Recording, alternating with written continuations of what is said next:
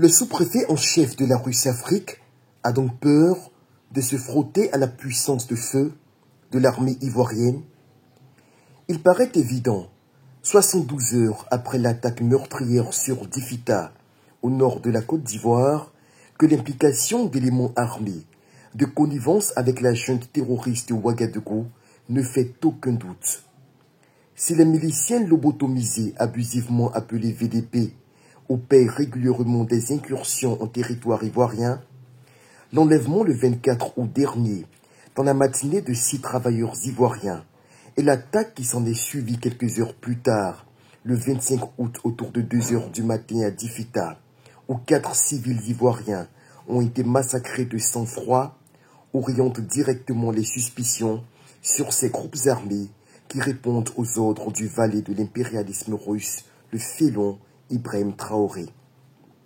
De plus, le génie, chassé depuis au moins 3 ans de la région par les forces armées ivoiriennes, nie toute implication dans cette attaque terroriste. D'ailleurs, le mouvement, contrairement aux lâches entrées à Ouaga, assume toujours ses actes. Sauf qu'Ibrahim Traoré n'en a pas le cran.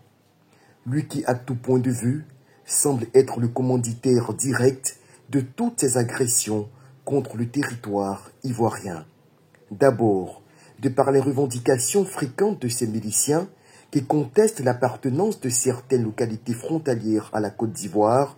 Ensuite, au vu du mode opératoire de ces derniers qui, après chaque forfait, conduisent leurs prisonniers en territoire burkinabé où ils sont livrés aux autorités putschistes qui ensuite en font des motifs de chantage vis-à-vis de la Côte d'Ivoire.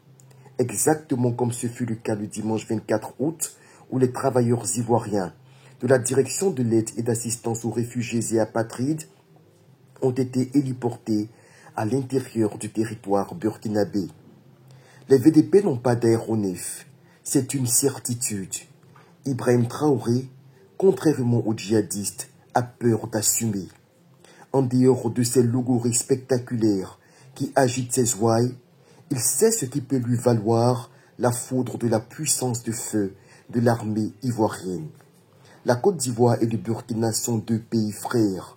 Le néocolonialisme russe-africain, pour lequel il est en mission désespérée, a des limites. La Côte d'Ivoire ne badine pas.